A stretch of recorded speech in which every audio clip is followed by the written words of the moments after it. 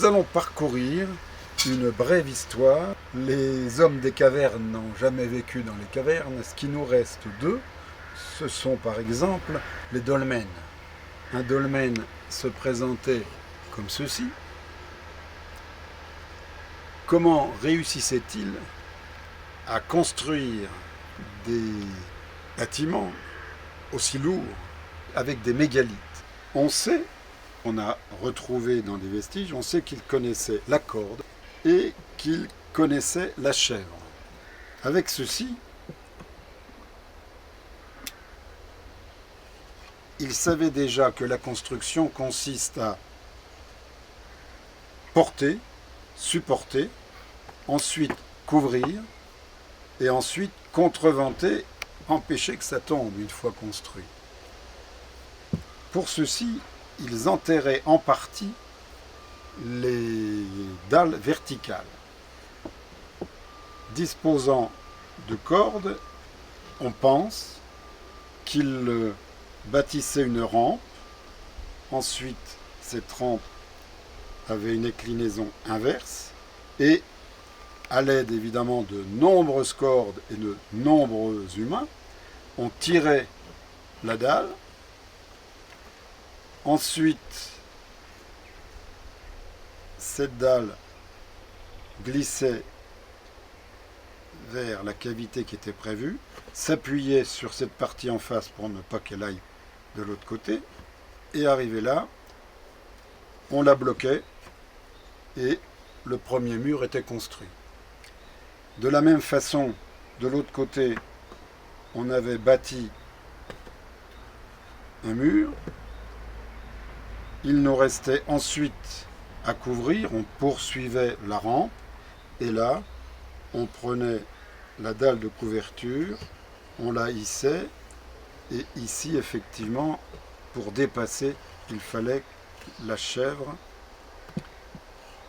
qui permettait de remonter la traction, et ensuite on allait couvrir le dolmen. Voilà, selon nos hypothèses, comment ils procédaient.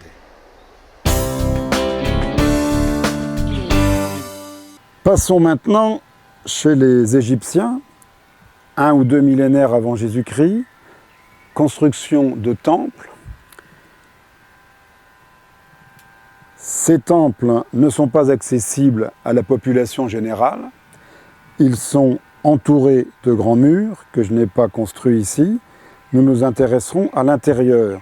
Nous avons des colonnes assez imposantes qui occupent le quart de la surface au sol. Sur ces colonnes, on met des linteaux qui constituent une architrave. Et sur ces linteaux, on vient poser des dalles. Et si vous visitez un temple égyptien, vous verrez que ces dalles sont peintes en dessous. Comment faisait-il pour fabriquer ça avec les moyens de l'époque, monter des dalles aussi lourdes, à cette hauteur, et bâtir ce genre de colonnes? Là, on est sûr, ils nous ont laissé des dessins.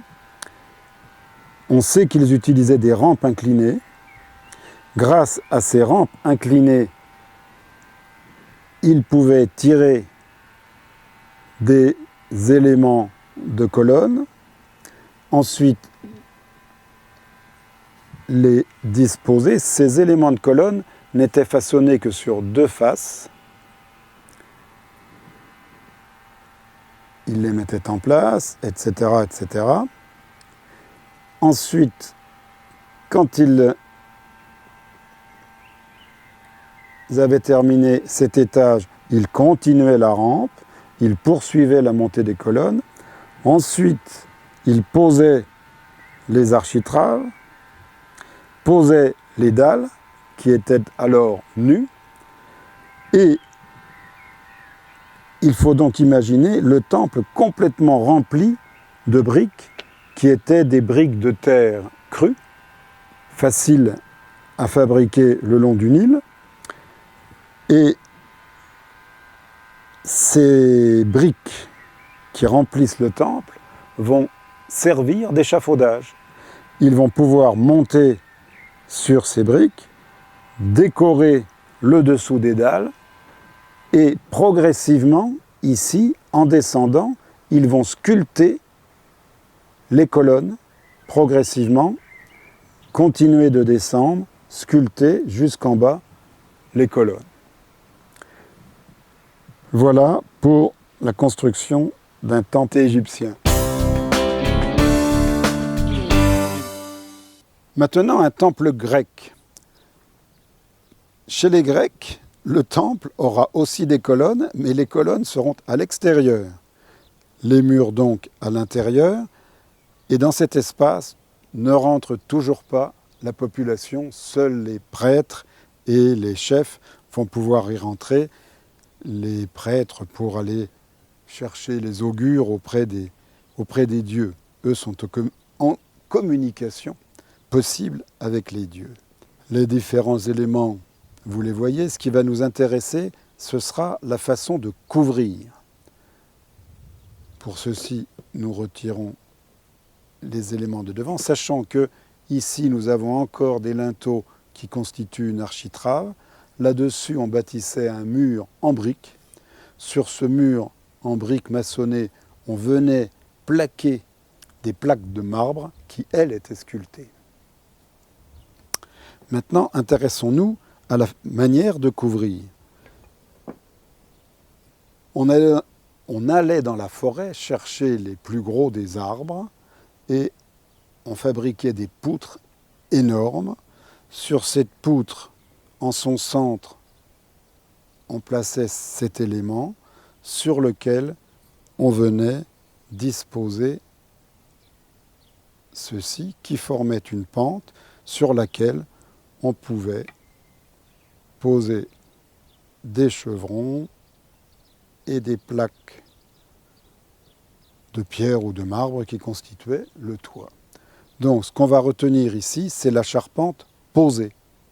Et il faut donc imaginer que au centre de la poutre vient porter la moitié du poids du toit, ce qui est assez énorme et ce qui réclame des poutres énormes.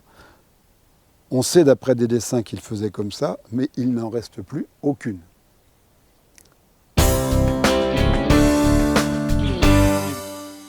Nous allons voir maintenant l'évolution de la charpente entre la fin de l'Empire grec et l'Empire romain.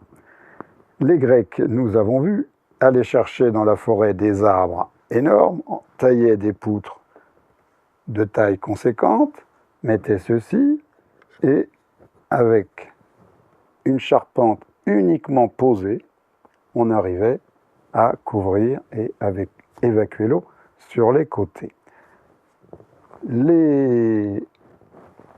À la fin, ils se sont dit, mais on peut peut-être faire plus léger, avec moins de matière, puisque il suffirait pour faire la pente, de 2 éléments comme ceci, et on aurait une pente. L'eau serait évacuée, et voilà, 2 pentes, ça devrait marcher. Sauf qu'avec le poids du toit, ça va appuyer et ça va écarter les murs et ça va effondrer le bâtiment. Problème, ici, ce système exerce des poussées latérales. Solution, on va disposer une pièce comme ceci, un entrée, sur lequel on va poser le système précédent, et maintenant on peut appuyer, le triangle est indéformable, et la pièce importante ici, l'entrée, vient travailler uniquement à la traction, il ne supporte rien, et les efforts maintenant, les descentes de charge sont bien verticales. Pas de risque d'effondrer les murs. Il arrivera parfois que sous l'effet de son propre poids, cette pièce étant assez fine, l'entrée vienne à fléchir. Solution, on viendra à partir du haut, disposer cette nouvelle pièce, un poinçon, et ce poinçon sera attaché à l'entrée par une agrafe et le poinçon viendra soutenir l'entrée et l'empêcher de fléchir. Nous avons ici une ferme, nous posons une deuxième ferme, là-dessus au faîtage nous posons la panne faîtière et nous avons terminé, pense-t-on, notre charpente. Sauf que dans ce sens, le problème n'est pas solutionné. On risque l'effondrement. Il faut une solution pour contreventer. La solution, c'est de mettre des pièces de liaison, à nouveau, deux nouveaux triangles, une dans un sens, une dans l'autre. Et là, maintenant, le système est stable. Nous avons une charpente. Cette charpente sera généralisée par les Romains, ce qui fera qu'on l'appellera la charpente romaine, alors que ce sont les Grecs qui l'ont inventée à la fin de leur empire, et cette solution sera répandue dans tout l'empire romain. Nous allons maintenant bâtir, construire avec des briques ou avec des pierres taillées. On nous demande, avec ces briques, de construire un mur de 4 rangs de haut, à angle droit et le plus solide possible. On dispose de briques et de demi-briques. On peut bâtir de tas de façons différentes. On peut par exemple mettre la demi-brique en angle et en extrémité. C'est peut-être joli, mais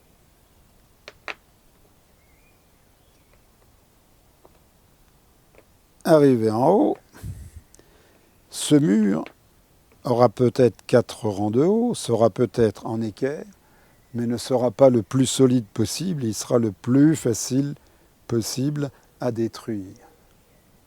En empilant les briques et sans liaison entre les deux murs dans l'angle. Très vite apparaîtra cette solution où les demi-briques seront reportées aux extrémités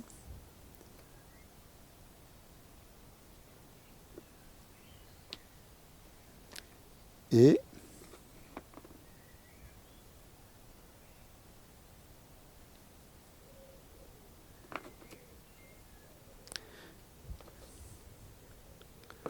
maintenant ces deux murs vont être liés. D'une part, dans l'angle, ces murs vont être liés et n'ayant jamais un joint sur un joint, les joints étant décalés, le mur se tient. Évidemment, on peut toujours tout détruire, mais ce sera bien compliqué. Alors on voit bien ici que les deux murs sont liés grâce à ces pierres qui vont rentrer dans le mur ici, rentrer dans le mur là-bas. Ce montage qu'on observe souvent dans les angles des maisons de pierre s'appelle un montage en besace et qui va donc assembler les deux murs. On demande maintenant de réaliser 2 murs de 3 rangs de haut et ensuite donc de réserver une porte dans ce qui sera un mur. Donc on va disposer une pierre peut-être identique aux autres, mais sa fonction n'est pas la même. On l'appellera un linteau. Et là-dessus, on pourra continuer de bâtir le mur. Ce linteau pourrait être plus long pour aménager une porte plus large, mais en sachant bien qu'il y a des limites et le poids du mur au-dessus peut casser ce linteau. Solution, on peut disposer d'un linteau de cette forme, qu'on appellera un linteau en bâtière. Renforcé dans son milieu, il permettra de supporter le poids du mur sans rompre. Non, la longueur du linteau étant limitée, nous voulons une porte très large pour pouvoir passer avec de larges véhicules, avec les briques toujours de la même taille. Comment faire? La première idée souvent, c'est de mettre un pilier au milieu, mais dans ce cas-là, on ne pourrait plus passer avec des véhicules larges. Maintenant, si on met des briques comme ceci, peut-être qu'on pourrait continuer. Il y a une partie de cette brique en surplomb, mais si on continue à l'étage du dessus, ça s'écroule. Comment faire pour empêcher que ça s'écroule? Pour ceci, il faudrait mettre du poids à l'arrière. Donc, on va partir de derrière,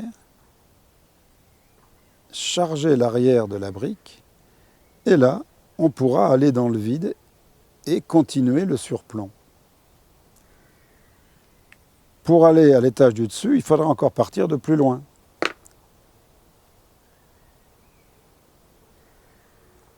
Et en partant de plus loin,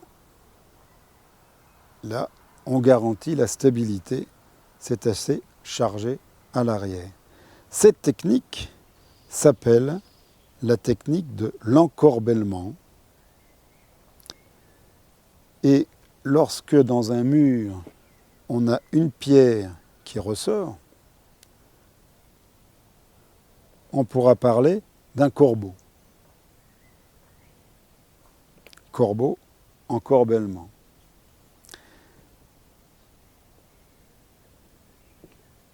Et là, maintenant qu'on a bien chargé derrière, on peut se lancer dans le vide et charger, et ça tient.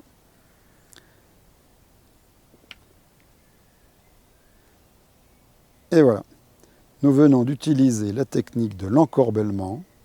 On parle encore de tas de charge, et ça fonctionne.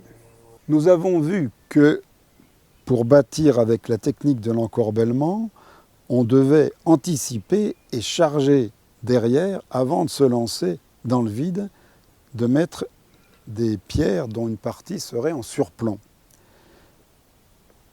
Pour éviter ces difficultés, on pourra installer ce dispositif sur lequel on pourra venir s'appuyer sans problème. On se lancera dans le vide sans avoir auparavant à charger à l'arrière. Et terminer notre mur. Et ce dispositif est le premier arc connu dans l'histoire de l'humanité. On l'appelle un arc en mitre, nous l'appelons comme ça, mitre d'après la forme de chapeau des évêques, les mitres. Cet arc était déjà connu des Mayas, en Amérique du Sud. Il était connu aussi dans des Ioniens, des ancêtres grecs. Donc il est très ancien. Alors cet arc en mitre est visible assez souvent dans la région. Il a été mis à l'honneur par un architecte récemment à Moulins, depuis les décennies récentes. On le voit assez souvent au-dessus des fenêtres. Et on le voit aussi sur l'église de Neuvy et dans la chapelle vieille à Souvigny. Nous avons vu tout à l'heure la fragilité des linteaux. Et au-dessus des portes ou des fenêtres, si vous levez les yeux quand vous vous promenez en ville, vous verrez que parfois, il y a de jolis décors. Ce décor, nous allons le reconstituer et expliquer sa fonction. On dispose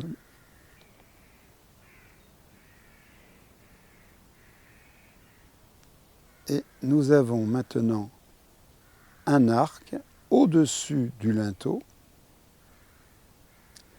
Et cet arc-là vient recevoir le poids du mur, dévier le poids vers les piliers et éviter d'appuyer sur le linteau. Cet arc s'appelle un arc de décharge et on le voit très souvent.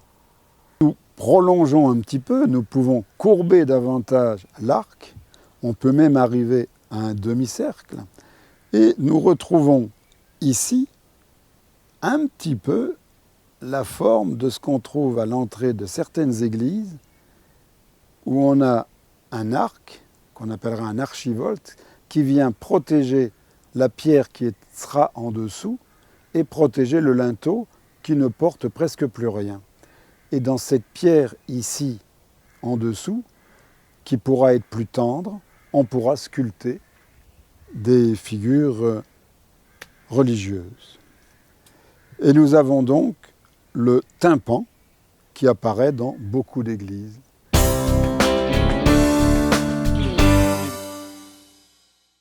Nous avons vu tout à l'heure les constructions avec la technique de l'encorbellement. Nous allons voir cette technique appliquée à la construction de maisons particulières, des maisons entièrement en pierre et uniquement en pierre. On parle alors de construction en pierre sèche. On bâtit un mur, on bâtit un linteau.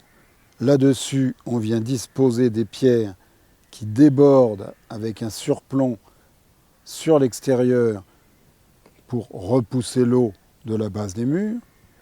Et à partir d'ici, on va bâtir à l'intérieur avec un surplomb intérieur, avec donc une partie à chaque étage en encorbellement.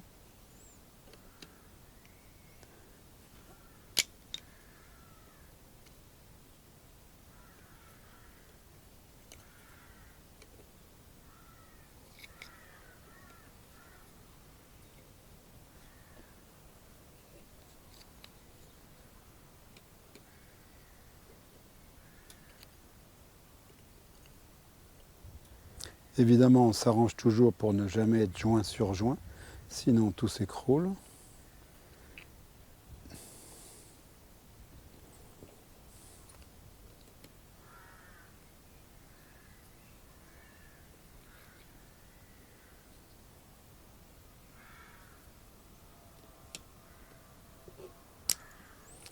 Alors à partir d'ici, deux options.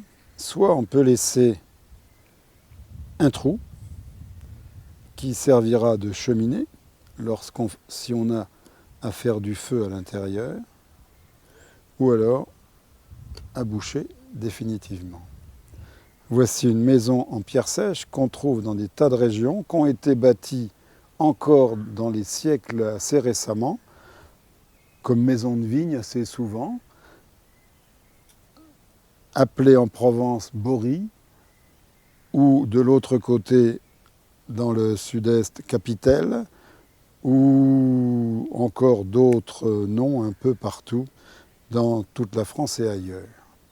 À ne pas confondre avec les trulli du sud de l'Italie, qui ressemblent extérieurement à la même forme, à la même disposition et même matériaux, mais les trulli viennent s'appuyer sur une voûte déjà intérieure. Maintenant, nous allons voir de l'intérieur comment sont disposées les pierres.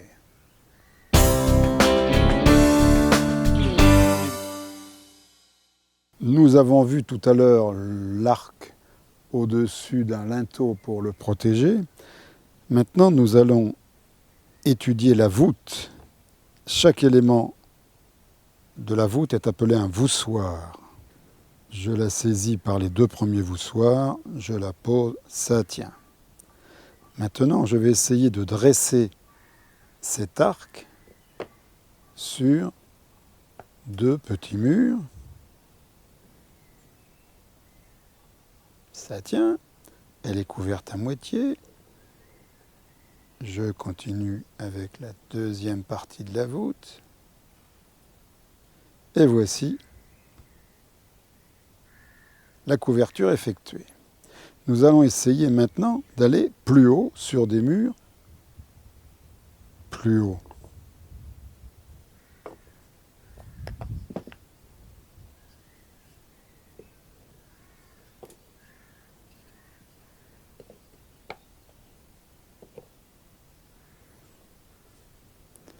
Première partie de la voûte.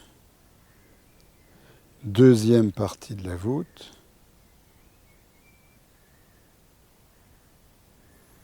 Ça tient.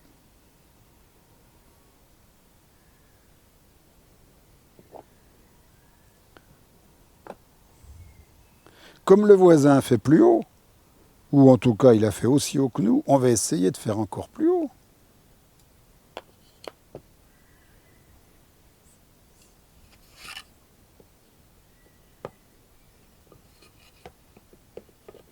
On dispose les murs. Voilà de quoi porter, supporter. Maintenant, voilà de quoi couvrir.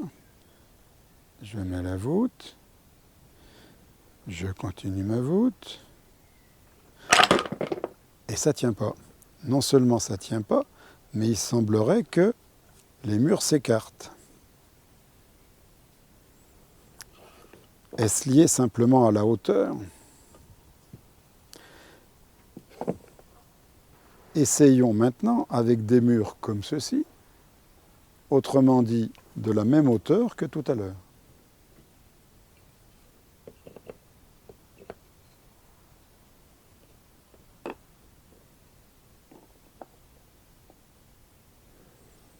Première partie de la voûte, deuxième partie de la voûte,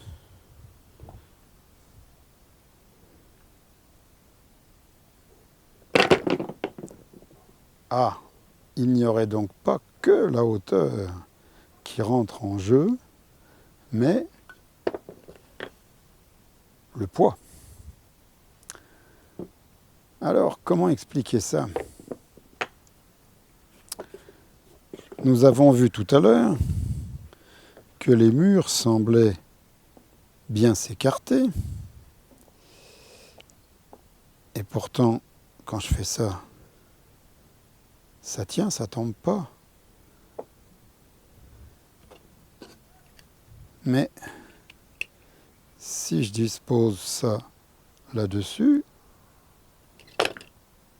ça tombe. C'est donc bien que une voûte comme ceci, qu'on appelle une voûte en plein cintre ou en berceau, exerce des poussées latérales. Et ce sera toujours le problème, chaque fois qu'on bâtira une voûte, elle exerce des poussées latérales et il faudra contrebuter. Solution. Revenons à ces hauts murs. Solution possible, c'est de disposer de chaque côté de choses comme ceci, qui sont prises dans le mur,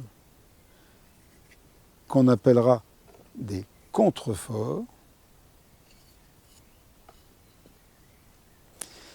Et maintenant, si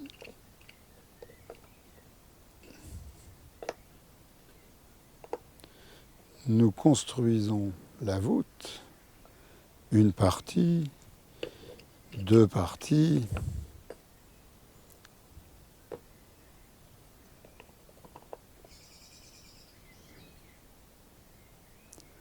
ça tient. Les contreforts viennent contrebuter les poussées latérales et l'ensemble tient de cette voûte en berceau ou en plein cintre. Autre solution, ce sera une tige d'acier qui vient traverser. On appellera ça un tirant d'acier. Et maintenant, si on retire les contreforts, ils ne servent plus à rien. Et c'est le tirant d'acier qui, par sa traction, vient contrebuter les poussées latérales. Cette solution se trouve parfois en France, en métropolitaine. Je l'ai vue à Châlons-en-Champagne et à d'autres endroits. On la voit beaucoup en Italie. Comment expliquer la stabilité de cette construction alors qu'avec ces éléments, ça ne tenait pas? Voyons les descentes de charge. Ce voûtin exerce des poussées contre le voûtin suivant, contre le voûtin suivant, et combiné au poids, arrive ici avec une force à peu près comme ceci. Mais cette force, au fur et à mesure qu'elle va descendre, va se combiner au poids du mur, et donc, arrivé en bas, cette force arrive dans l'épaisseur du mur, d'où la stabilité. Alors que si nous prenons un mur plus léger, comme celui-ci, la poussée au départ est la même, la force est la même, légèrement inclinée, mais le poids ici étant moindre, il ne va pas réussir à redresser suffisamment cette descente de charge, ça va tomber en dehors du mur, et là, le mur est poussé vers l'extérieur.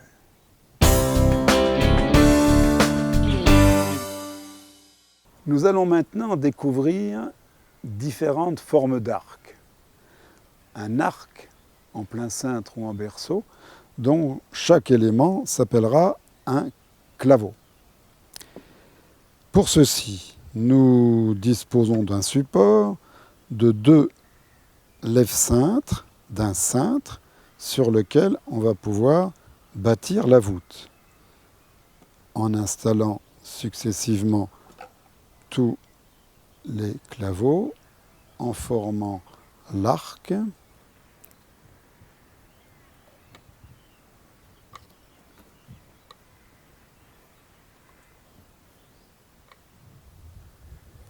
Et maintenant, nous allons décintrer.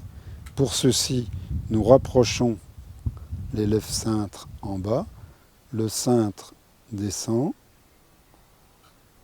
Et voici, nous avons bâti un arc en berceau ou un plein cintre.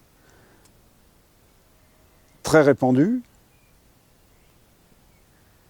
très utilisé par les Romains. Nous le verrons tout à l'heure dans l'aqueduc. Maintenant, si nous essayons de le faire plus mince, les Romains, eux, ne lésinaient pas sur la quantité de matériaux, ni sur le poids et la grosseur des matériaux. Si nous essayons de le faire plus mince,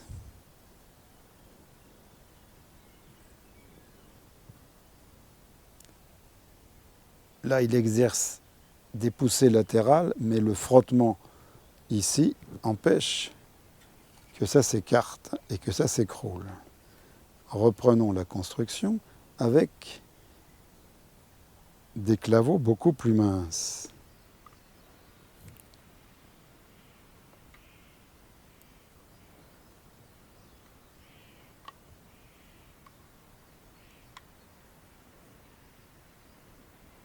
Décintrons.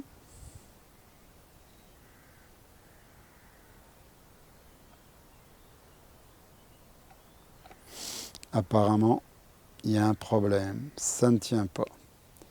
Et même si nous empêchons, si nous nous opposons aux poussées latérales, ça ne tiendra pas non plus.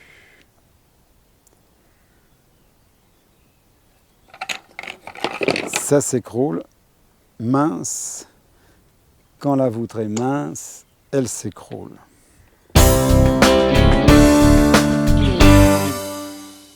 Nous allons bâtir maintenant un arc en ogive. Alors souvent, dès qu'on voit cet arc-là, on dit oh, c'est de l'architecture gothique. Attention, cet arc-là était déjà connu, utilisé, maîtrisé à la fin de l'époque romane. L'église, la plus grande église de la chrétienté de l'époque, qui était Cluny, au XIIe siècle, avait à la nef centrale cet arc-là, et on le retrouve dans une fille de Cluny, qui est la Charité-sur-Loire, pas très loin de chez nous. Période romane, malgré tout. Maintenant, l'avantage, quel serait l'avantage de cette voûte, de cet arc? Et il nous faut maintenant une pièce différente, alors que tout à l'heure, toutes les pièces avaient la même courbure.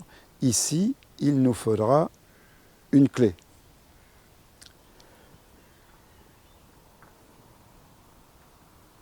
en décintre. Ça tient. Et si on avait de quoi mesurer les poussées latérales, on se rendrait compte que la poussée latérale d'un arc en ogive ou d'une voûte en ogive est inférieure et moindre que celle exercée par un arc en plein cintre. D'où son intérêt. Ça permettra de faire plus large ou plus haut qu'avec la voûte plein cintre. À noter qu'à Cluny, donc, dont je parlais tout à l'heure, on bâtira un arc comme ceci, nef centrale à 32-33 mètres de haut, c'est-à-dire quasi aussi haut qu'à Notre-Dame de Paris, cette fois en architecture gothique. Nous allons maintenant bâtir un arc en ogive, toujours, mais avec des claveaux beaucoup plus minces, aussi minces que ceux de tout à l'heure, dans l'arc en plein cintre.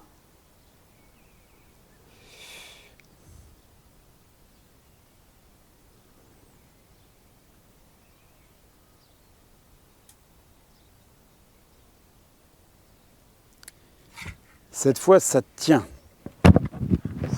L'équilibre est fragile, mais ça tient. D'où, apparemment, la supériorité de cet arc-là par rapport à l'arc en plein cintre. Ça conduit les efforts, les charges, beaucoup mieux.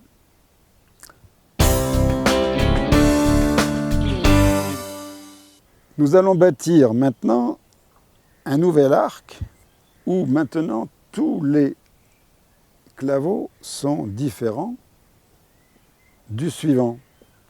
Le 1 n'a pas la même forme que le 2, etc., etc. D'où sa complexité de fabrication et le fait qu'on ne le trouve pas souvent, ou pratiquement jamais, dans les constructions en pierre. Maintenant, des cintrons, et ça tient. Cet arc est appelé un arc en chaînette. Pourquoi en chaînette? Parce que regardez, si on regarde ceci, c'est la forme symétrique de la forme prise par une chaînette quand on la laisse suspendue à son propre poids. Cet arc sera connu des Babyloniens, mais pas fabriqué en pierre, sera abandonné par la suite. On la retrouvera au 19e, début 20e, abondamment utilisée par l'architecte catalan Gaudi. À la Sagrada Familia, il n'y a pratiquement que des arcs en chaînette. On le voit aussi utilisé par Freycinet dans un ouvrage qui malheureusement a été détruit en 1944, qui était les hangars à dirigeables à Orly, qui étaient des œuvres d'art magnifiques. Mais on le trouve aussi au marché de Reims, le Boulingrin, construit en partie dessiné par Freycinet. De façon décorative, on le voit utilisé aussi par Le Corbusier à l'église Saint-Pierre à Firminy. Nous allons maintenant essayer une voûte de plus faible épaisseur, comme nous l'avons testé sur le plein cintre et la voûte en ogive.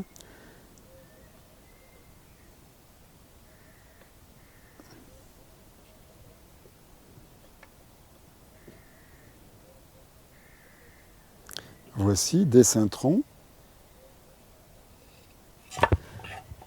Ça tient. Et c'est bien plus stable que tout à l'heure avec l'ogive. Pour quelle raison? Eh bien, c'est que l'arc en chaînette épouse au plus près les descentes de charge. Et donc, on peut la faire très mince et elle tient. Ce qui fait que ces courbes-là, par exemple utilisées par Freycinet, à Noyant pour faire en béton armé la couverture des hangars sera de 6 cm d'épaisseur. Donc des voûtes de 6 cm d'épaisseur de cette forme-là, avec très très peu de ferraille à l'intérieur, le béton ne travaillant qu'à la compression, eh bien elles tiennent depuis une centaine d'années.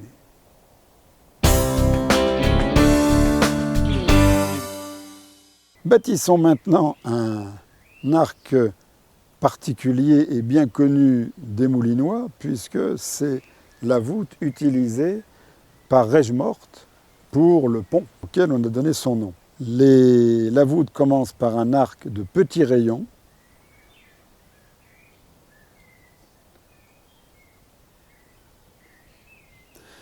pour ensuite un rayon plus grand.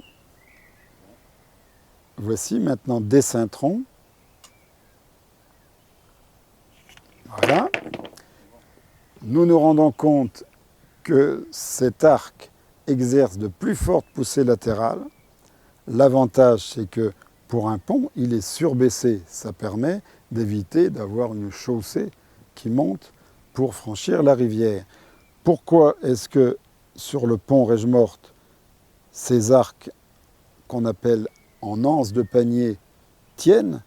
Bien, c'est qu'à côté, il y a un voisin, et puis ensuite encore un voisin, et qu'à l'extrémité, il y a une rive qui vient recevoir et contrebuter la poussée latérale, et de l'autre côté, symétriquement, la même chose, la rive gauche qui vient supporter et contrer la poussée latérale. Nous pouvons donc emprunter le pont Regemorte sans danger.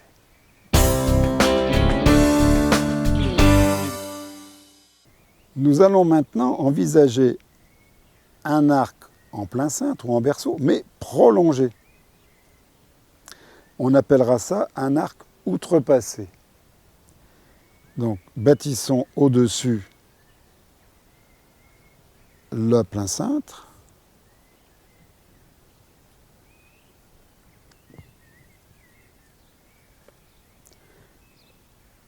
Installons la clé et décintrons.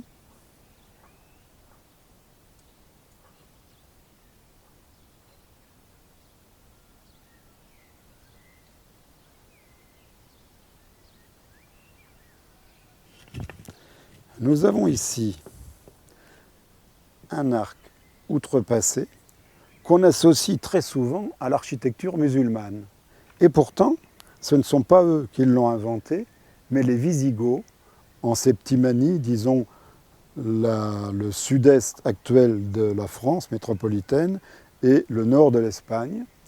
Et si on va à Lunas, par exemple, pas loin de Montpellier, on peut voir un arc comme ceci qui date du 5e siècle et donc bien avant l'arrivée des musulmans. Quand les musulmans sont arrivés en Espagne, ils ont découvert, et dans le sud de la France, ils ont découvert cet arc-là qui leur a bien plu et ils l'ont emporté dans tout l'Empire et on le voit dans tout l'Empire musulman effectivement. Nous allons terminer par ce que nous avons vu tout à l'heure, l'arc le plus ancien, l'arc en mitre.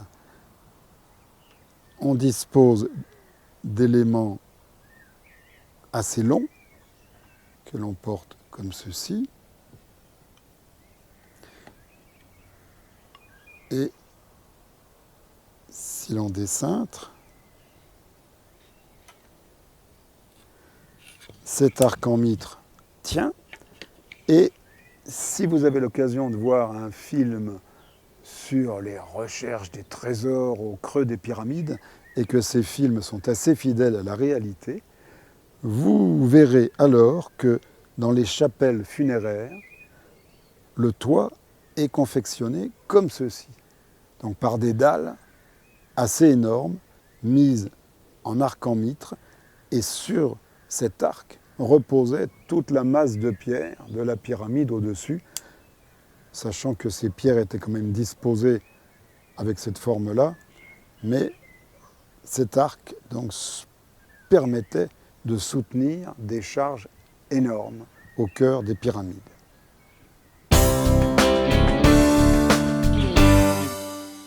Intéressons-nous maintenant à une construction romaine, l'aqueduc. Les Romains étaient assez forts pour canaliser des sources et les amener vers des lieux de consommation dans les grandes villes. Et il arrivait, à ce moment-là, qu'ils doivent passer par-dessus une rivière. Donc on allait construire un pont pour permettre à l'eau de franchir la rivière. On bâtissait des murs.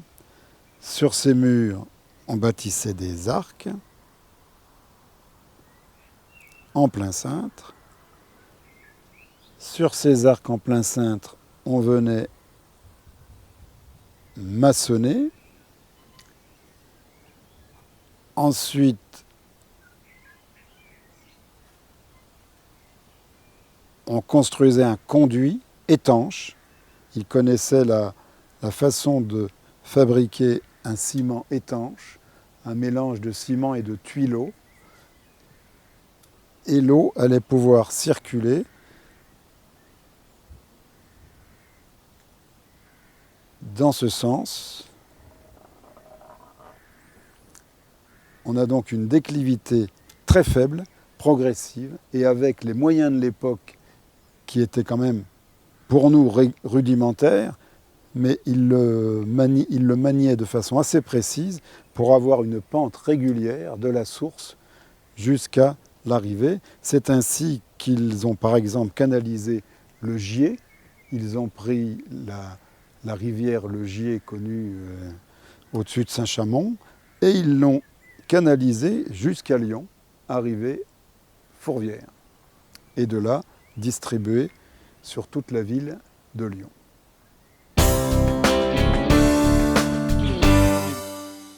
Intéressons-nous maintenant à la construction qu'on trouve par exemple à l'église de Châtel-Montagne. Nous avons une église à 3 nefs, une nef centrale, 2 nefs latérales. Nous avons vu que si nous construisons la voûte plein cintre sur ces murs, les poussées latérales allaient écrouler l'ensemble. Quelle solution ont-ils retenu ? Nous, pendant la construction, nous allons disposer d'un entrée ou d'un tirant qui va contenir les poussées latérales, ce qui fait que maintenant, si nous bâtissons la voûte centrale, rien ne se passe, ça ne s'écroule pas. Maintenant, si je retire la grappe, ça s'écroule. Donc il faut trouver une solution. Cette solution,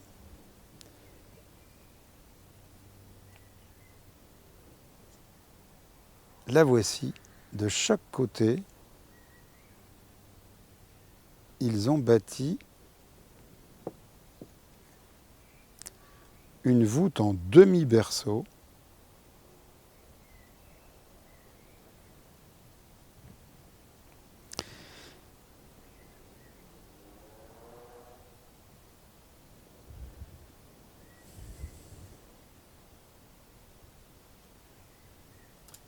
Qui, elle, vient appuyer sur les murs de la nef centrale.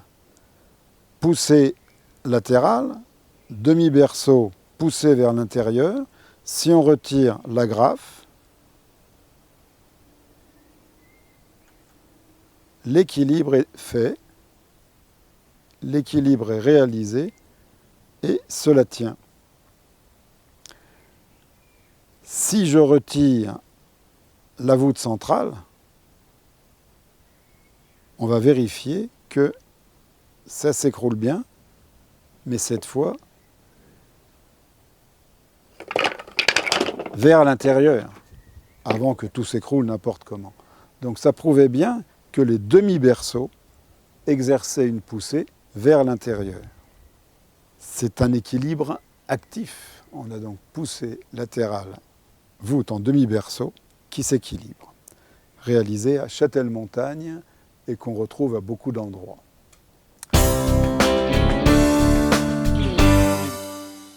Nous avons vu des constructions en pierre, en briques, de maisons, de châteaux, d'églises, mais quel était l'habitat de l'ensemble de la population? Ces maisons dont nous avons parlé ne concernaient que 10% de la population. Donc les 9/10 vivaient dans un habitat bien plus sommaire. Par exemple, des constructions en bois et en terre et en torchis. Ici, pour la simplification de la construction, nous avons des poteaux de bois bien rectilignes. Dans la réalité, il fallait déjà obtenir du seigneur le droit d'aller couper des arbres. Et ces arbres étaient en général non pas rectilignes mais un peu tordus. On assemblait tout ça et là-dessus, on allait faire un toit de chaume ou ce genre-là, ou des tuiles en bois. Et les murs étaient des murs de torchis. On commençait par fixer en haut et en bas des poteaux verticaux sur lesquels on venait fabriquer un treillis, sur lesquels ensuite on allait ajouter un torchis, un mélange de paille et de terre un peu argileuse, et ce qui obturait et qui donnait un mur à l'abri donc du vent, un peu du froid, mais sans pratiquement d'ouverture. Il n'y avait qu'une seule ouverture par laquelle tout le monde rentrait. Quand je dis tout le monde, il y avait les humains qui vivaient ici et les animaux de l'autre côté. Ce qui présentait des inconvénients pour les odeurs, le fumier, etc., etc. Mais l'avantage de chauffer un peu la pièce et de mettre à l'abri des bêtes sauvages et féroces qui pouvaient tourner autour, des prédateurs, mettre les animaux à l'abri. Il y avait une pièce unique, éventuellement un point de chauffage. On devait vivre un peu dans la fumée. Il y avait éventuellement une petite fenêtre,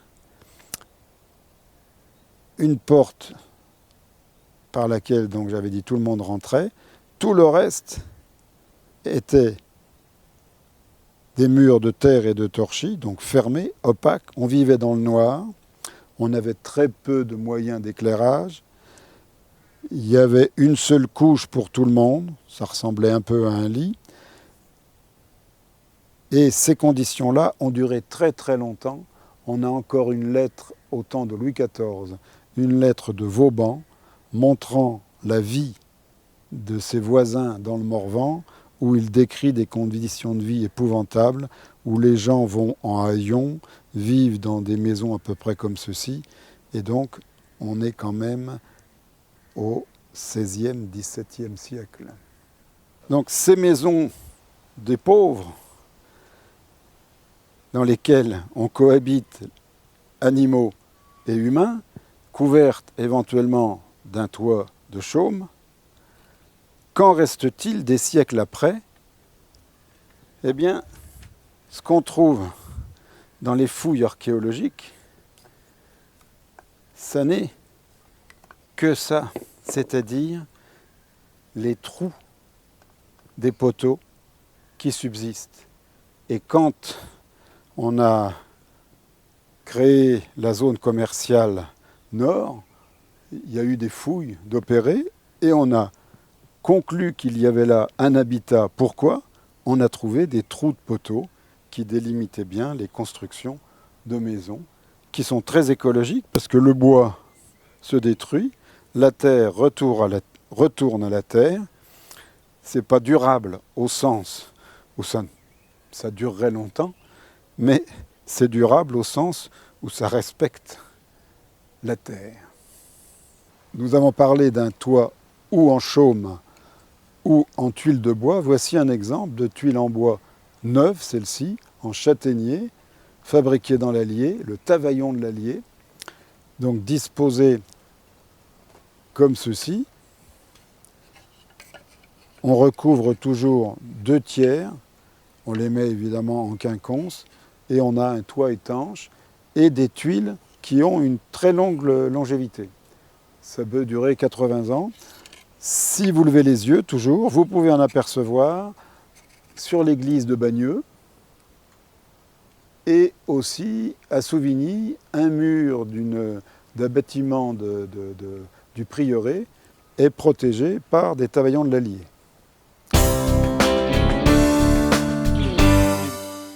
Voyons maintenant une voûte d'arête sur croisée d'ogives.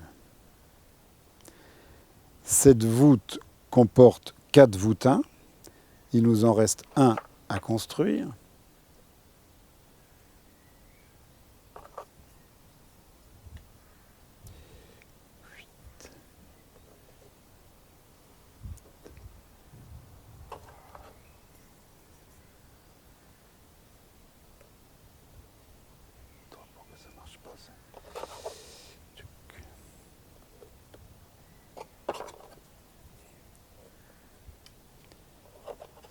Voici une voûte d'arête sur croisée d'ogives. Si nous la voyons du dessous, alors là on va peut-être s'arrêter pour demander quelques images, un petit peu vue de dessus.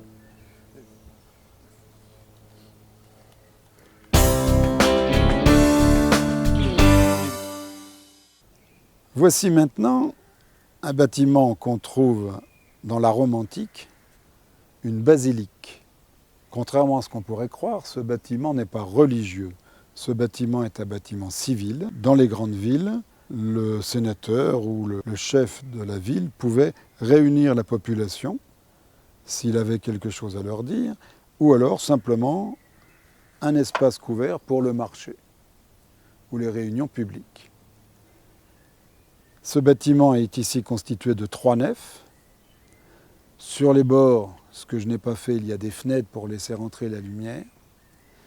Et à l'arrière, nous avons cette partie qu'on appelle une abside, dans laquelle pouvait se tenir le chef, le sénateur, lors de sa prise de parole, ou par la suite, quand l'empereur deviendra un personnage respecté et quasi divin, on mettra sa statue dans l'abside.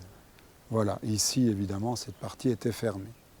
Le toit était constitué de chevrons puis de planches et sur toute cette surface, par la suite, ces planches étaient couvertes de tuiles en terre cuite qu'on appelle des tegulas qui venaient s'imbriquer comme ça les unes dans les autres et latéralement de la même façon. Le problème, c'est qu'il fallait assurer l'étanchéité à la jonction. Pour ceci, on disposait d'imbrisses qui venaient les unes dans les autres assurer l'étanchéité. Et voilà sur tout le toit de la basilique romaine.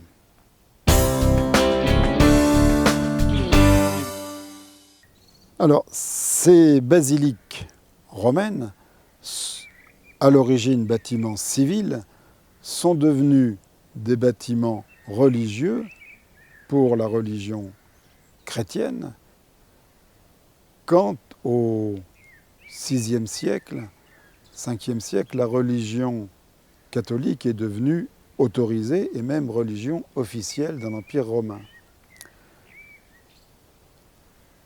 Et on retrouve ces constructions, même sous Charlemagne, où donc on a des édifices comme ici à 3 nefs.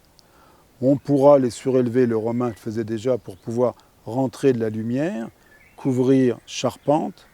Il y a très peu besoin de contreforts juste pour contrer l'influence du vent, puisqu'on n'a pas de voûte, pas de poussée latérale.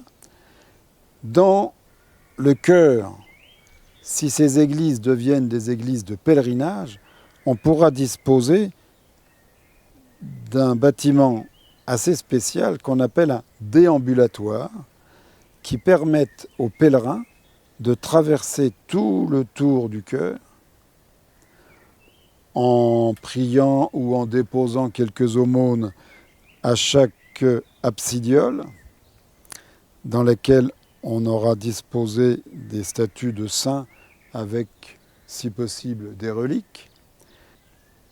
Et les pèlerins ne dérangeront pas les abbés, prieurs, moines qui seront dans une partie qui est protégée et fermée. Comme on avait à Souvigny par exemple, et il nous reste de très belles pierres sculptées de ces murs qui séparaient la population des pèlerins des moines qui continuaient de prier dans le calme à l'intérieur. Viennent des basiliques romanes ou cathédrales romanes. Si elles sont charpentées jusqu'à peu près l'an 1000, on parlera d'architecture carolingienne. Et bientôt, on va voûter. Et quand on va voûter, il faudra prévoir des contreforts bien plus puissants pour contrebuter les poussées latérales. On aura donc des églises voûtées, d'abord en plein cintre, puis ensuite en ogive ou encore arc brisé, voûte brisée.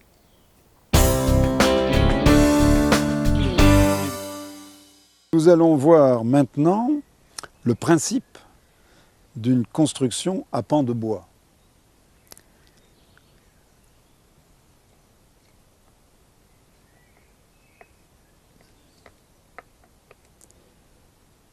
Nous commençons par faire un pignon, mais ce pignon est couché .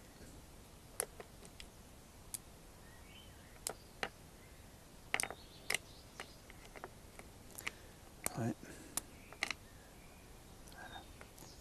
Il est tiré par les voisins.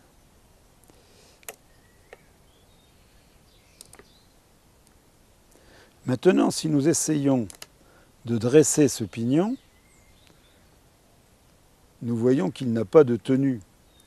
Si on veut qu'il ait une tenue, il faut d'abord mettre ici une entretoise. Le haut ne se déforme plus, mais le bas, toujours. Un carré est déformable. Pour l'empêcher de se déformer, on va devoir installer en diagonale une barre. Et maintenant, dans ce carré, on a deux triangles indéformables, c'est plus stable. Nous allons poursuivre la construction.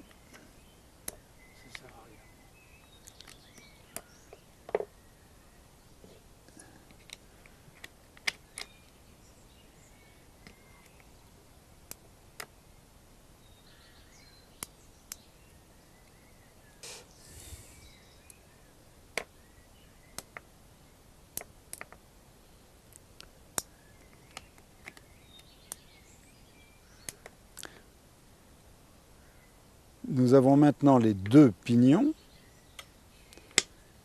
stabilisés ici grâce à cette diagonale. Nous pouvons dresser la maison et mettre ici les entretoises nécessaires.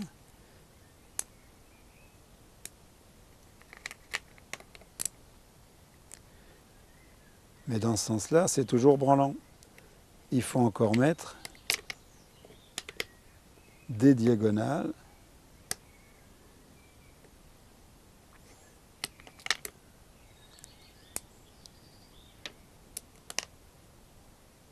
Voilà.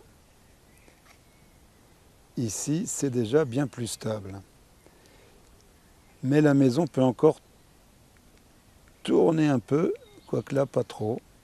Mais ici, il faudrait encore mettre des diagonales pour le toit et une ici dans le carré qui peut se déformer et nous aurons une structure assez stable.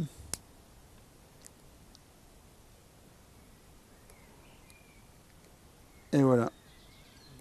Là, nous avons une structure de maison à pans de bois ne comportant que des triangles, et un triangle n'est pas déformable.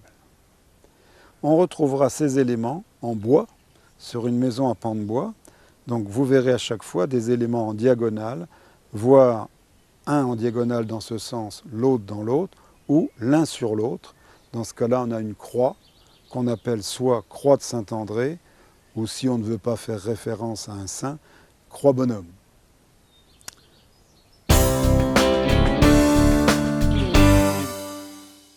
Envisageons maintenant une église en croix grecque, autrement dit les 4 morceaux sont de même taille, par opposition à la croix latine qui a un prolongement sur une des branches. Et l'avantage de cette croix assez courte, c'est qu'on n'a pas besoin de contrefort. Les murs étant assez courts, les piliers de croisement suffisent au contrebutement. La question maintenant, c'est comment couvrir l'intersection? Ou autre façon de se poser la question, et si on prolongeait les voûtes en berceau au-dessus de la croisée, qu'est-ce que ça donnerait? Quel est le croisement? Essayons d'imaginer ça et réalisons-le. Maintenant, je vais pousser cette partie.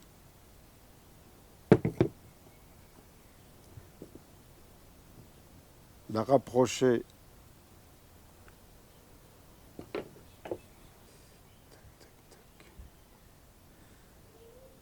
Continuons de l'autre côté. Poussons cette voûte et éliminons les parties devenues inutiles.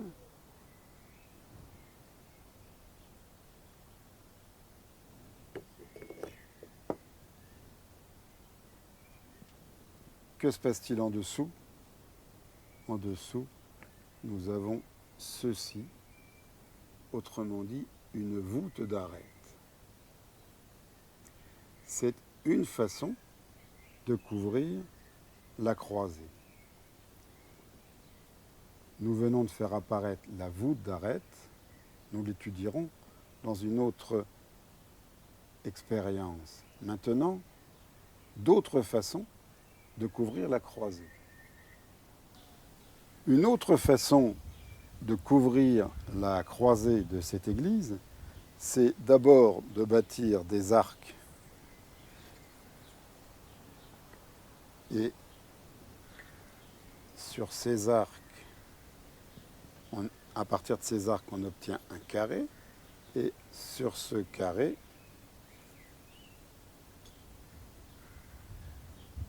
on va construire en pierre, en brique, de quoi obtenir un carré plan. Là-dessus, on va essayer d'installer la base d'une coupole. Y a-t-il un problème? Oui, le problème, c'est dans les coins. Les pierres pour bâtir cette coupole ne sont pas à l'échelle de ce qui se passe dans la maquette.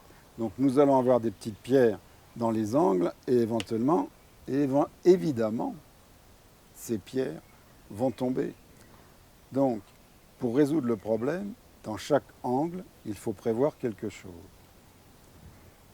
Donc, dans chaque angle, on va bâtir un petit arc.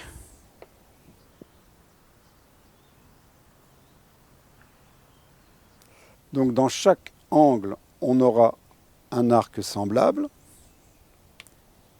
Et maintenant, ce qui était un carré, grâce à ce dispositif, est devenu un octogone régulier. Donc on se rapproche du cercle sur lequel on va pouvoir implanter la coupole. Nous pouvons maintenant implanter la coupole sur l'octogone et ça tient. Ces coupoles seront couvertes d'une charpente, d'une toiture, pour les protéger. Au XIXe siècle, quand on va reprendre, rénover ces églises, on va retirer la toiture, faire apparaître ces coupoles et parfois même y glisser quelque chose de ce genre-là. Et cette fois, vous reconnaissez ce qu'on observe du côté d'Angoulême, de Périgueux. Église à coupole, multiple sur la nef.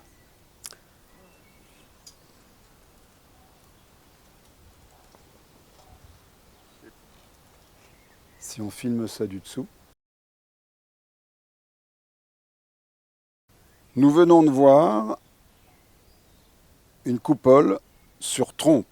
Les arcs dans chaque angle sont appelés des trompes. Voyons maintenant un autre procédé.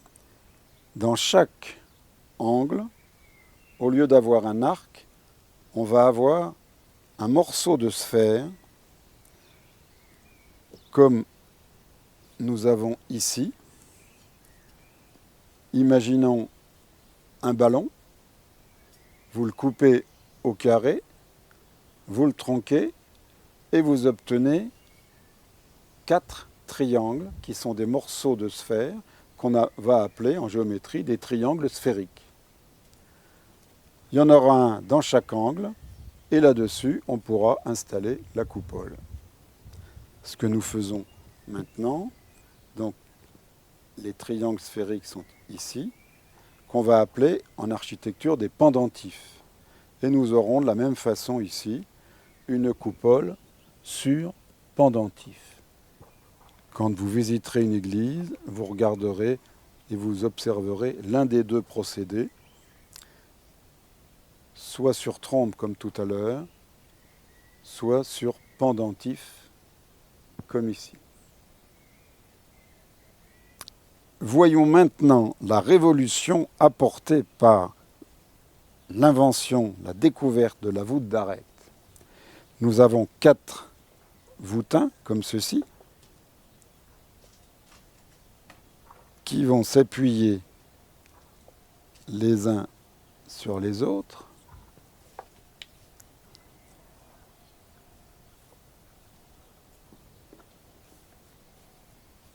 Voilà la voûte d'arête. Maintenant, envisageons les descentes de charge. Nous avons vu qu'une voûte comme ceci exerce des poussées latérales. Celle-ci va exercer une poussée latérale sur le pilier par là. Sa voisine va exercer une poussée latérale, vers l'avant. Mais si on conjugue les deux, une partie de ces efforts va se neutraliser et il restera une résultante en diagonale qui sera bien plus faible. Donc nous n'aurons à contrebuter que des efforts plus faibles en diagonale.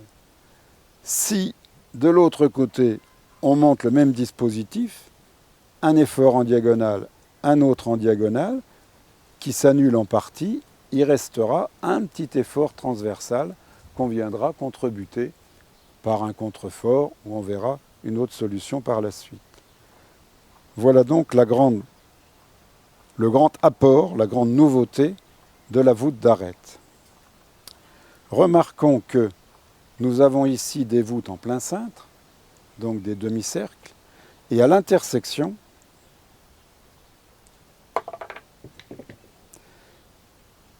nous n'avons pas un demi-cercle. À l'intersection, nous avons un petit peu une anse de panier, mais en tout cas, pas un demi-cercle. Maintenant, faisons en sorte que, à l'intersection, nous ayons un demi-cercle. Dans ce cas, les voûtes ne sont plus en demi-cercle.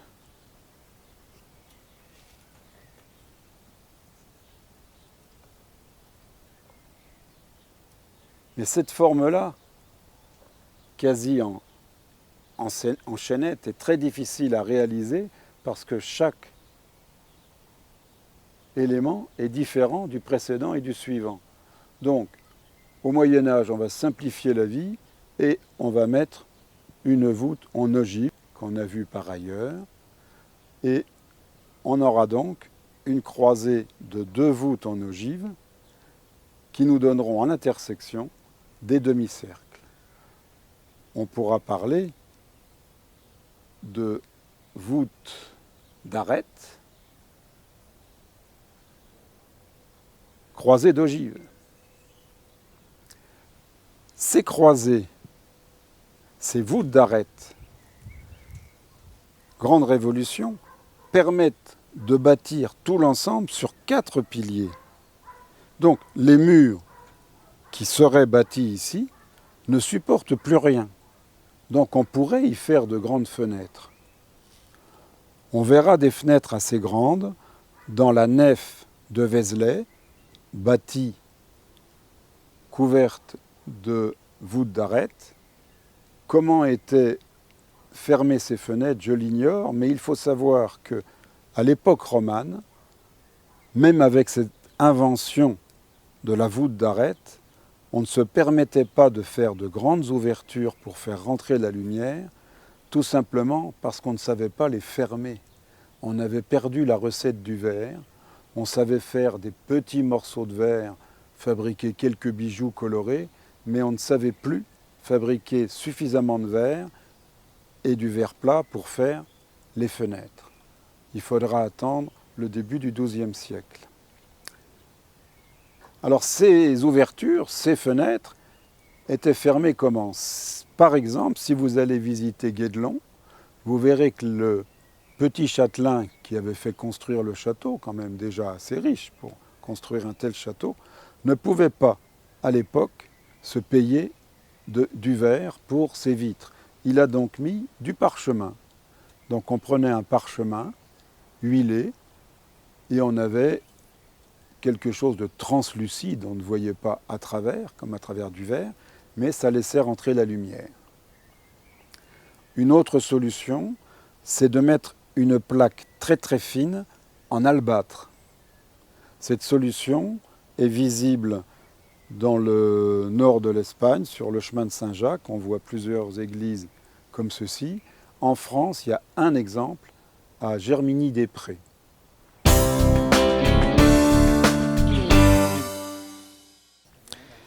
Nous avons vu les constructions en encorbellement. Voici ici une maquette d'une partie du temple d'Angkor au Cambodge.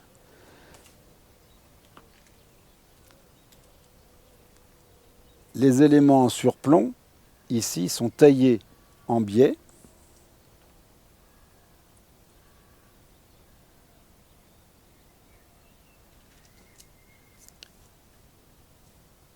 Et à la fin, on peut couvrir. Et si vous envisagez ceci en longueur, vous avez ici une salle dont les murs ici sont bâtis en encorbellement pour pouvoir en haut mettre un plafond assez restreint, mais ça évite d'avoir une dalle trop longue qui se serait rompue. Alors ces temples ont été construits en gros entre le 9e et le 14e, 15e siècle. Ils connaissaient d'autres façons de construire dans cette civilisation. Ils connaissaient l'arc, mais ils n'ont pas voulu l'utiliser d'un point de vue philosophique. Ils voulaient qu'il n'y ait que des charges verticales. C'est ce qu'on a ici. Il y a un autre exemple comme ceci. On a parlé des Égyptiens. Les Égyptiens, les multiples dynasties, ont construit pratiquement toujours de la même façon. Il y avait là aussi que des descentes de charges verticales avec les pylônes, les poteaux, les linteaux, les architraves et les dalles par-dessus. De l'an moins 3000 à moins 400 sous les Ptolémées, on a fait la même chose. Et pourtant, on connaissait l'arc. mais on n'a pas voulu l'utiliser.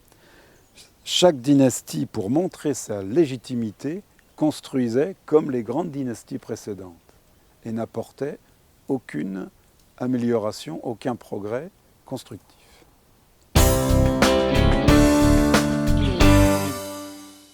Alors à quoi ressemble une voûte en plein cintre construite au XIIe, XIe siècle? Si on va voir en dessous, on a bâti à la chaux, assemblé à la chaux les pierres. Au-dessus, les pierres sont mises un peu n'importe comment, peu importe, on n'ira pas y voir. De la même façon, pour la voûte d'arête, assemblée à la chaux, souvent construite sur un cintre en bois, parfois approximatif, on termine les arrondis grâce à de la terre, de l'argile, on bâtit, on décintre, et on a parfois des arêtes qui sont, allez, presque des lignes continues, parfois un petit peu continues mais tordues. Voilà donc ce qu'on voit de dessus. Maintenant, les Romains. Les Romains, eux, connaissaient le béton. Ils l'avaient découvert un peu par hasard, mais ils l'avaient découvert. Nous le retrouverons qu'en 1800 et quelques, grâce à M. Vicat. Les Romains, eux, connaissaient le béton. Ils pouvaient construire ce genre de voûte à des dimensions extraordinaires. La plus grande qu'on connaît, construite à Rome, nous avions ici un diamètre de 25 mètres. Plus modestement, si vous allez à Paris, au musée de Cluny, musée du Moyen-Âge, c'est un bâtiment du 15e, 16e siècle, je ne sais plus trop, accolé aux bains gallo-romains. Et ces bains gallo-romains sont couverts d'une voûte d'arête assez impressionnante, de grande dimension. Envisageons maintenant l'évolution d'une travée de la prieurale de Souvigny. En 980, donc il y a plus de 1000 ans, on bâtit une église qu'on va appeler carolingienne, même si Charlemagne est mort depuis longtemps. C'est-à-dire qu'on a des murs légèrement contrebutés et une église charpentée. Il n'y a pas de voûte. Souvigny est une des 5 filles de l'abbaye de Cluny. L'abbé de Cluny, Mailleul, s'en va voir le roi de France, car l'abbé de Cluny était un personnage très important, et au passage, il rend visite à l'abbaye, à la prieurale de Souvigny, et il était déjà assez âgé, il y meurt. Il y est enterré. À ce moment-là, on observe des miracles et des pèlerinages se développent. Donc l'église devient bien trop petite. On va l'allonger et surtout, on va la voûter en 3 parties. On va parler de tripartition. Le problème, c'est qu'il y avait des fenêtres. Donc en 980, l'an 1000, on a ceci, donc éclairé par 2 fenêtres ici, et on va l'agrandir, la voûter, on opère une tripartition, on a donc 2 petites nefs assez étroites et une nef centrale un peu plus importante, voûtée en plein cintre, et on va contrebuter davantage, on va renforcer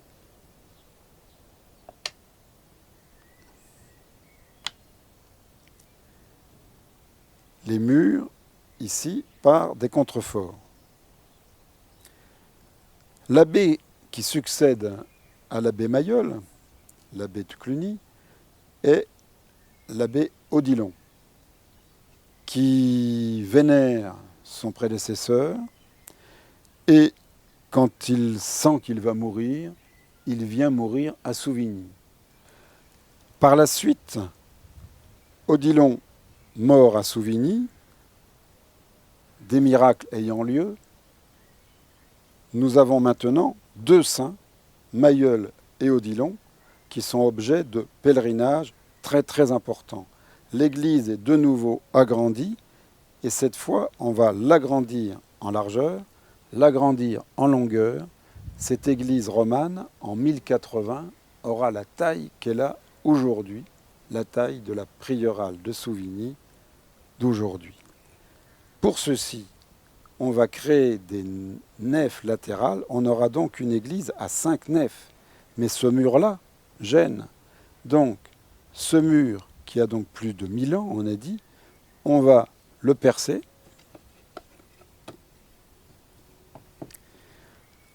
On va descendre, reconstituer la fenêtre.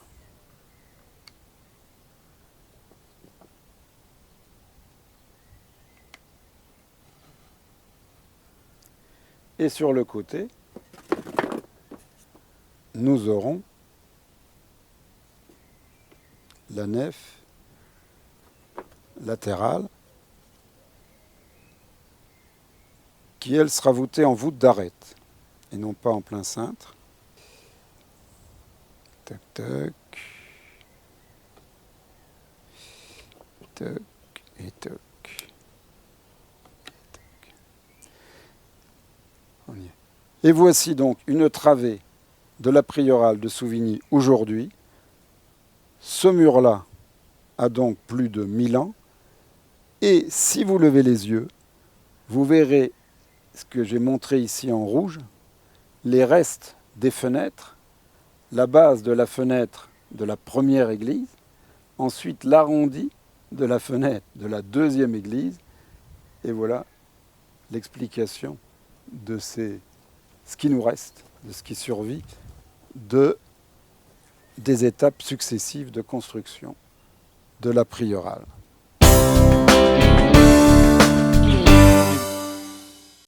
Nous allons maintenant envisager les différentes façons de construire un pont. Un pont, c'est constitué d'un tablier sur lequel on va pouvoir traverser, mais si on est trop lourd, il y a des risques. Pour supporter le tablier, différentes techniques. Une des techniques, c'est de mettre une poutre. Et là, nous pouvons traverser sans problème. La limite de cette technique, c'est la taille disponible des poutres et leur robustesse. Dans les siècles passés, il était très difficile d'obtenir une poutre assez longue et robuste. Dans les années 1830, on a bien maîtrisé la fonte, l'acier, on est capable de construire des chaînes, des câbles, et on va pouvoir, grâce à un nouveau système, franchir de plus grands espaces avec des ponts suspendus. On va d'abord bâtir des pylônes.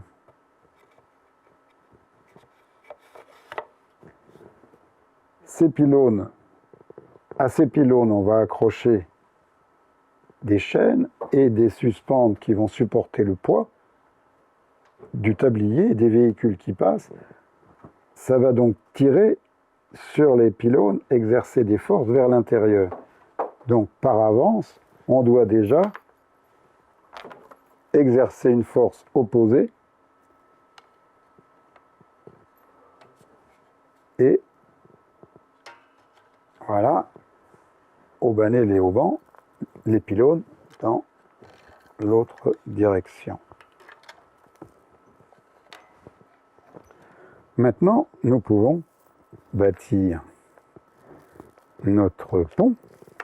Donc, une chaîne ira de là à là.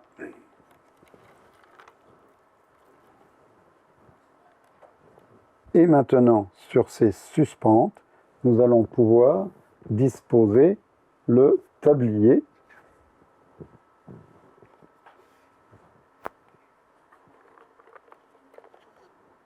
Ici, nous avons un pont suspendu.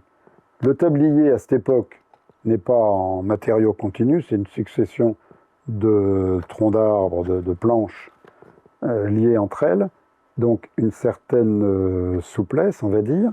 Ensuite, dans l'autre sens, on se rend compte aussi que si ça appuie un petit peu trop là, ça détend un petit peu là-bas.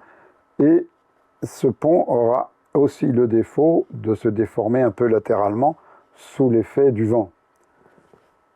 Ces ponts permettaient de franchir le Rhône, la Durance et aussi l'Allier. Il en reste un à Saint-Ilpise. Alors, ces ponts étaient une nouvelle solution, une bonne solution, mais ces défauts feront qu'ils seront remplacés quelques décennies plus tard. Aujourd'hui, avec la maîtrise de l'acier, on peut fabriquer des poutres de plusieurs dizaines de mètres de long, de plus d'1 mètre de haut, et ces poutres permettent de bâtir, par exemple, le deuxième pont de Moulins, qui est un pont poutre. Mais cette invention est récente. Auparavant, comment a-t-on fait? Une solution, c'est de bâtir une voûte sur laquelle on va pouvoir s'appuyer.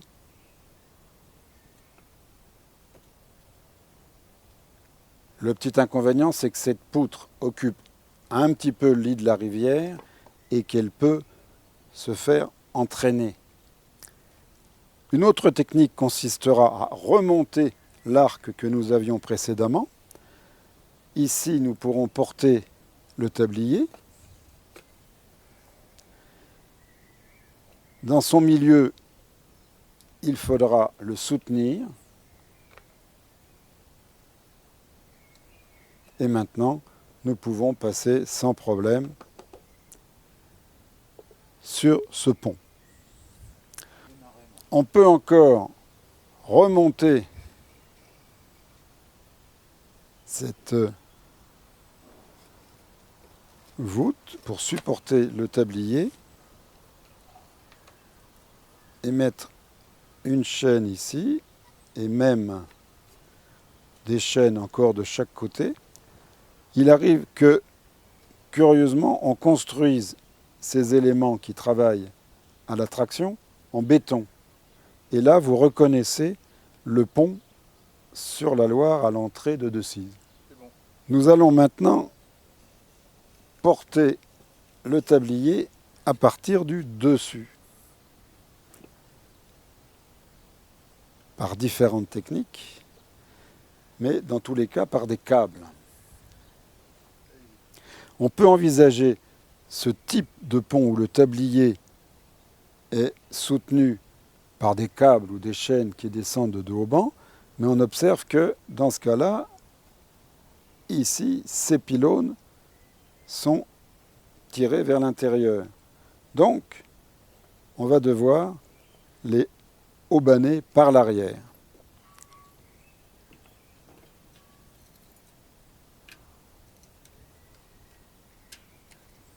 Et voilà.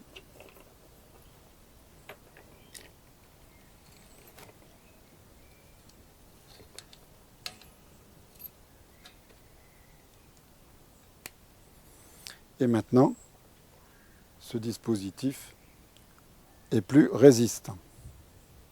Une autre façon de faire, c'est de disposer les câbles en dessous du pont et de venir porter sur ces câbles. On va disposer le tablier et là, nous allons pouvoir circuler sur le pont sans problème.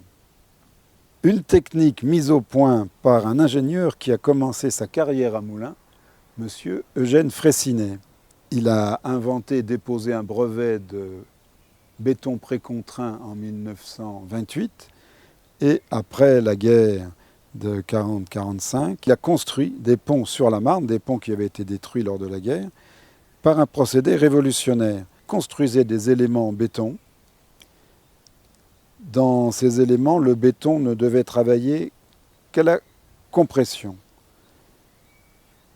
Ces éléments sont des voussoirs. Il en disposait un qu'il maintenait simplement par des câbles. Après, il en disposait un deuxième qu'il accrochait au premier, qu'il venait accrocher par des câbles. Le troisième, etc., etc. Et lorsqu'il avait terminé,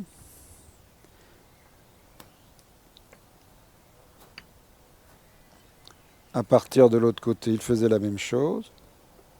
Et dans ces voussoirs, il réservait un passage pour des gaines. Et dans ces gaines, il faisait passer de très forts câbles, et les câbles, il les tendait très très fort, avec des tensions, des machines spéciales. Et ces éléments étaient comprimés, et nous avions un pont, comme s'il était d'un seul élément, et il était donc précontraint dans la mesure où, avant que les camions passent, le béton était contraint, mais c'était des câbles qui étaient tendus après la construction. On a utilisé ce même procédé pour bâtir les ponts qui permettent de rejoindre aujourd'hui l'île de Ré ou l'île d'Oléron. Les Romains connaissaient le béton, mais on a perdu la recette. Il a fallu attendre 1820 et quelques que M. Vicat retrouve la recette, et on a pu fabriquer un genre de pierre artificielle qui travaille très très bien à la compression, mais si on essaye de faire une poutre avec ce matériau est très fragile à la section et à la traction. Il y a deux Français qui ont imaginé, pour renforcer le béton, de l'armer d'un fil d'acier. On a donc du béton armé, qui est plus résistant que le béton seul. La difficulté quand même, c'est que l'acier est légèrement élastique. Et donc, quand on lui tire dessus, c'est vrai qu'il résiste, mais il lâche un peu, il est élastique, et avant qu'il résiste suffisamment, le béton a le temps de se fendre. Et le béton armé est souvent fendillé ou fendu. Fraissinet, qui a donc commencé sa carrière à Moulins, n'appréciait pas bien le béton armé. Il aimait le béton travaillant la compression.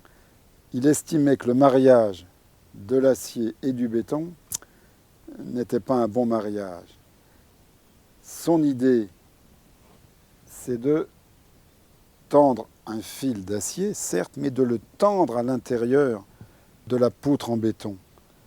Donc par un dispositif, il prend un câble, il tire sur le câble, il le tend.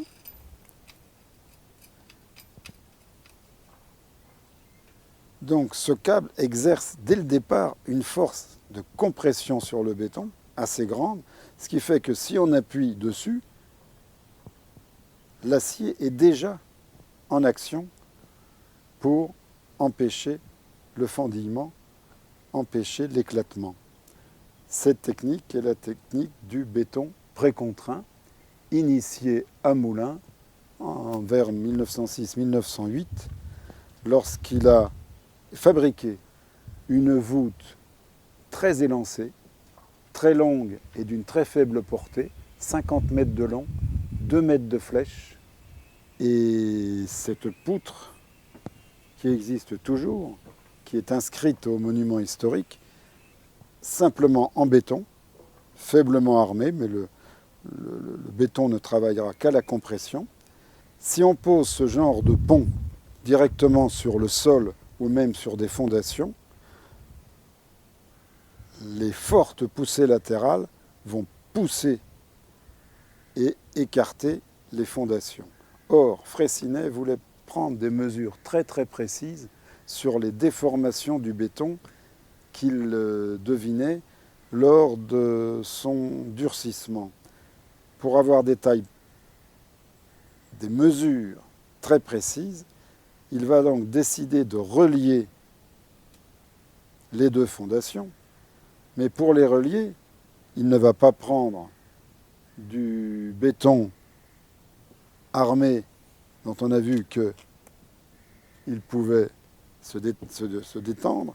Il va donc faire d'abord une poutre en béton qui va travailler à la compression et dedans, il va réserver des rainures dans lesquelles il va tendre des fils, des dizaines et des dizaines de fils, obtenir une tension, une force qui sera supérieure aux poussées latérales de son pont.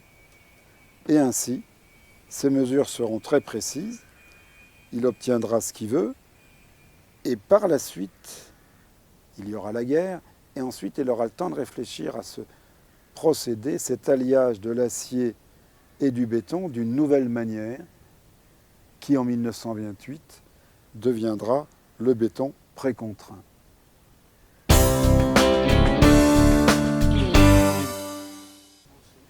Voici maintenant une travée de l'église romane Saint-Étienne de Nevers, le fin du fin en architecture romane. Nous avons 3 nefs et dans les nefs latérales, nous avons des tribunes qui permettent de surélever l'ensemble avec nos demi-berceaux comme à Châtel-Montagne qui viennent contrebuter la poussée de la nef de la voûte centrale.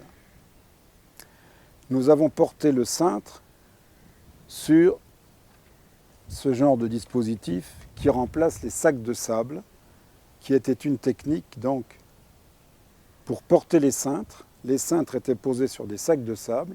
Quand la voûte était terminée, que la construction était complète, on vidait les sacs de sable. Ce sable très sec s'écoulait doucement. Le cintre descendait et la voûte se mettait en compression. Et des fois, ça tenait. Nous allons voir. Alors,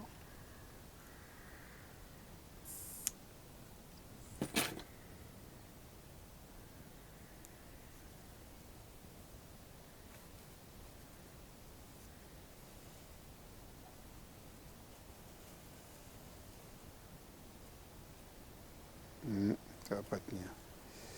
Ça ne va pas le faire. Je disais, et des fois ça tenait, des fois ça ne tenait pas. On dit toujours les vieux construisaient solide, mais aujourd'hui on ne voit que ce qui a tenu. Et ce qui est tombé, on n'en sait rien.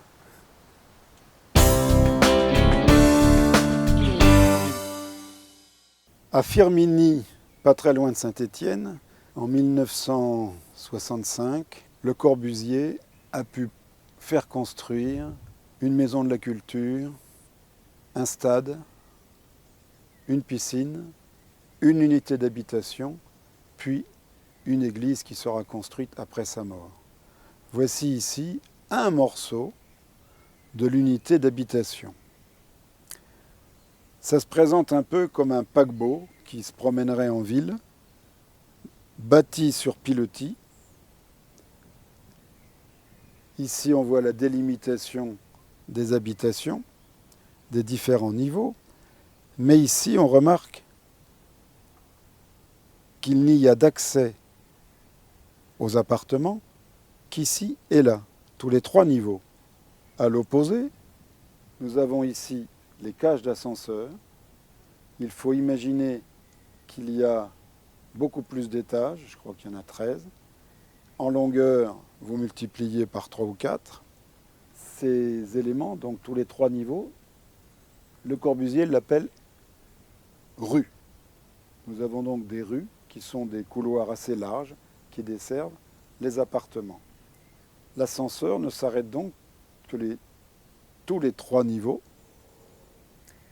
Et les gens qui habitent à l'autre extrémité, pour monter ou descendre, doivent venir dans cet espace, à cet endroit, pour pouvoir emprunter les ascenseurs.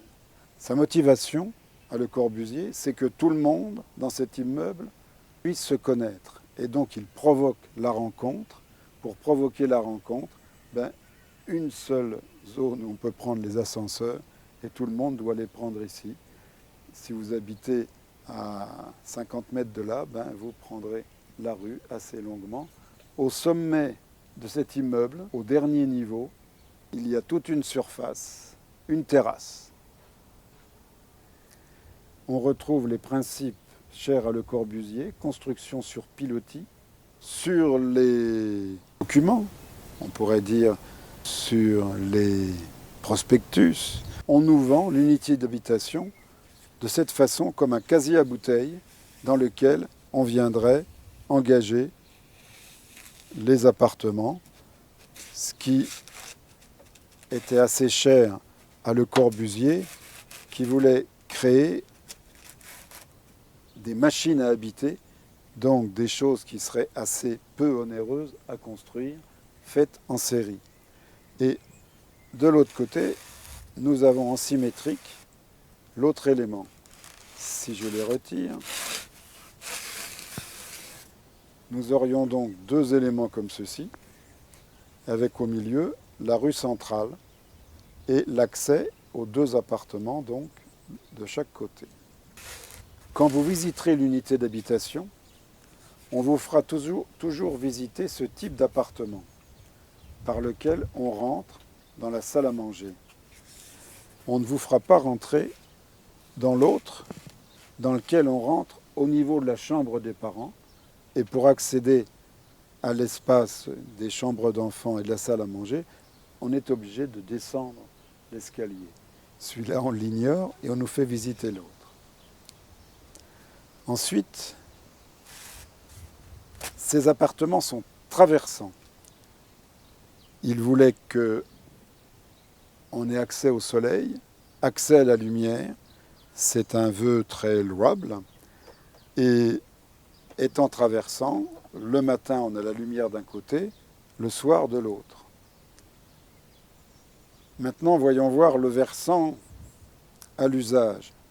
À l'usage, ici, on est à l'est, ici à l'ouest.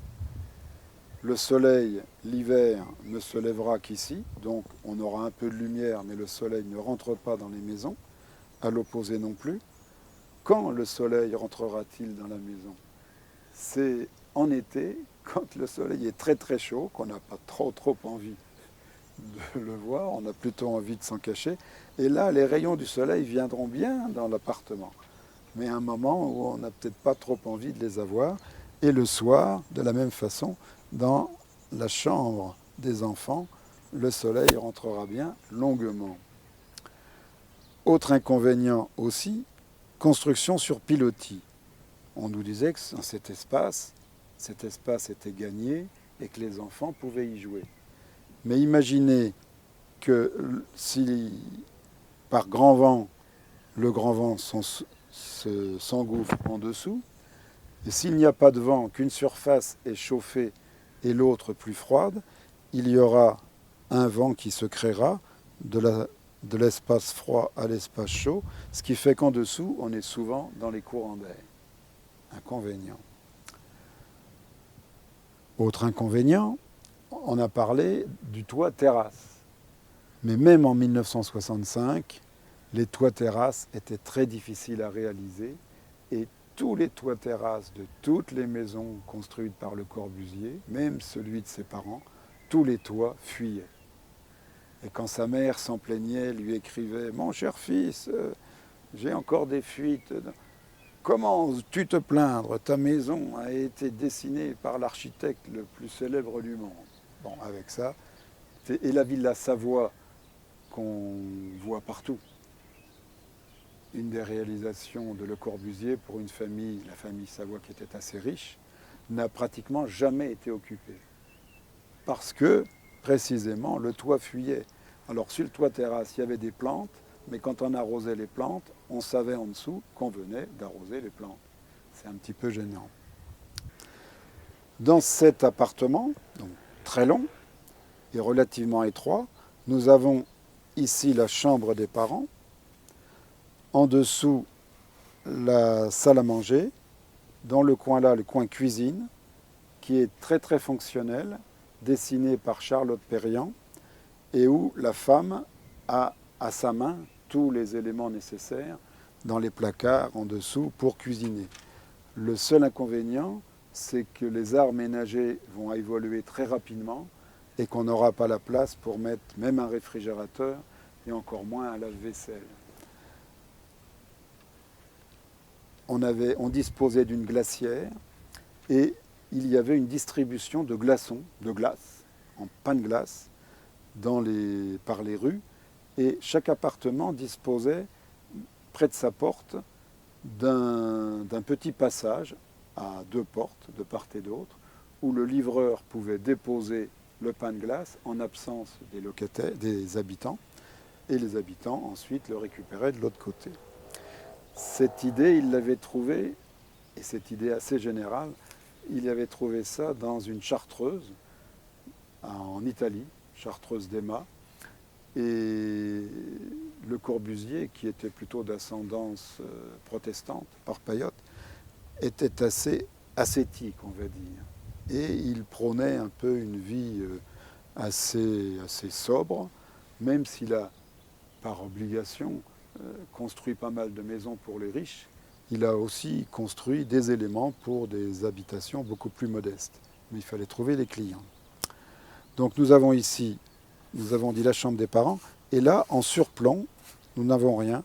Donc ça donne sur un grand espace assez haut. Les plafonds ne sont pas à 2,50 m. Ils sont pour nous assez bas, mais il avait décidé que c'était inutile de les faire plus haut. Après, on a espace toilette qui, à l'époque, il avait conçu ça entre les 2 guerres, c'était quand même pas mal. Et espace toilette aussi pour chacune des chambres d'enfants. Les chambres étaient assez longues, mais c'était un choix de la part de Le Corbusier.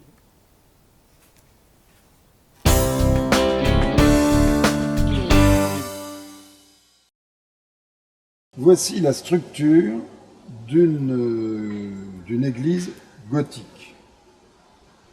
Nous avons la voûte d'arête qui portera sur une croisée de voûtes en ogive. Ces voûtes exercent tout de même des poussées latérales. Ces poussées latérales, au lieu d'être contenues par un contrefort plaqué contre les piliers, donc cet élément qui conduit la poussée de la voûte jusqu'au contrefort s'appelle un arc-boutant. Le mot anglais est plus joli, flying buttress, une poutre flottante, c'est un peu plus poétique. Et pour donner encore du poids, on ajoute le pilastre au-dessus qui vient encore alourdir et bien diriger la force vers le bas, éviter l'enfondrement. D'un côté, nous aurons ici une façade avec 2 tours, éventuellement, qui viennent bien stabiliser dans ce sens-là. À l'opposé, nous aurons le chœur, donc un espace circulaire qui viendra lui aussi créer la stabilité vers l'est en général, puisque les églises sont orientées, c'est-à-dire qu'elles sont dirigées vers l'est. Nous aurons 3 nefs et ici nous pourrons couvrir. On pourra même mettre entre les contreforts des chapelles. 3 nefs avec chapelle ici entre les contreforts, tout ça couvert. Alors, une petite précision sur les arcs-boutants. Il arrive, il y a 2 techniques, que les arcs-boutants ici portent sur des colonnes qui vont jusqu'au sol, ce qui fait que l'arc-boutant est autonome, il ne vient pas appuyer contre le pilier. Mais vous avez dû voir qu'à Notre-Dame de Paris, l'arc-boutant, lui, ne posait pas sur une colonne, il s'appuyait, il était actif. Il s'appuyait sur le pilier, et quand la voûte de la nef centrale s'est écroulée, les piliers menaçaient de s'écrouler vers l'intérieur. Donc ils ont dû mettre un cintre pour supporter l'arc-boutant le temps de la reconstruction.